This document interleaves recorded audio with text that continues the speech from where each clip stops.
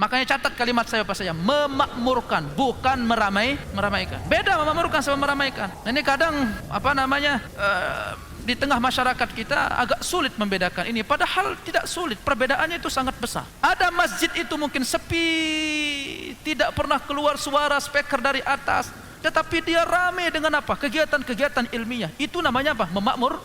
Salat jamaahnya enggak pernah. Subuhnya antara makmum sama imam sama muazzin sama iqamah itu dia. Tayyib. Tetapi kalau sudah gantian nyanyi-nyanyi itu Masya Allah ramai masjidnya. Dan itu makmur di kalangan apa? Umum kaum muslimin. Dan kita harus punya etika dan adab di masjid Bapak saya. Adab dan etika di mana? Di masjid. Maka Sayyidina Rasulullah sallallahu alaihi wasallam menyebutkan tentang itu, wa an Amr. Naha Rasulullah sallallahu alaihi wasallam minal bai'i wal ibtia'. Nabi kita Nabi Muhammad melarang dari apa? Jual beli dan perdagangan di mana? Di masjid. Wa tanashudil asy'ar, dan melarang untuk saling mendengarkan syair-syair. Di mana? Di masjid.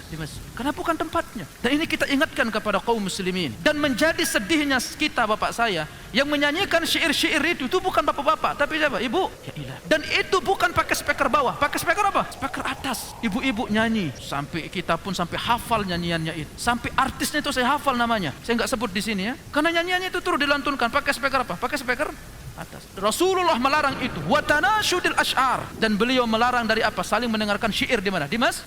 Juga Rasulullah sallallahu alaihi wasallam bersabda dari Wathilah Ibn Asqa ar-Rasulillah sallallahu alaihi wasallam qala, beliau bersabda, jannibul masajid sibyanakum, jauhilah masjid-masjid itu dari anak-anak kalian. Ini makanya Bapak saya perhatikan yang bawa anak kecil. Anak pribadi enggak ada masalah, enggak ada dendam sama anak kecil. Tayyib, mau lari-larian tafadhol. Ya, itu enggak ada masalah. Karena saya berharap di anak-anak inilah nanti. Karena mereka ini generasi ke depan Bapak saya. Ya. Makanya antum jangan remeh, jangan anggap remeh sekolah-sekolah yang di situ diajarkan kitab-kitab salafiyah, di situ diajarkan kitab-kitab manhaj para ulama.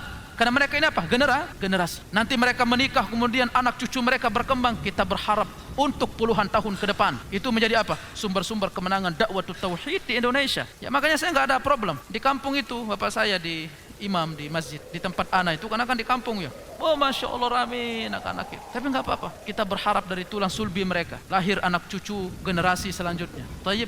Tetapi demikian di antara adab dan etika. Seorang bapak itu kalau bawa anaknya itu kalau bisa ajarkan kepada anak. Nak, adab di masjid itu ini rumah Allah. Jangan main-main. Jangan teriak-teriak. Kalau masalah dia main, kadang temannya ketika sholat kecil, kadang pernah saya perhatikan di belakang temannya lagi sholat, dipukul gitu ya, ketawa, kan biasa anak kecil ya, asalkan tidak suaranya apa keluar, itu tidak masalah selama masih dalam koridor yang masih apa standar. Tapi kalau sudah teriak-teriak itu perlu diingatkan.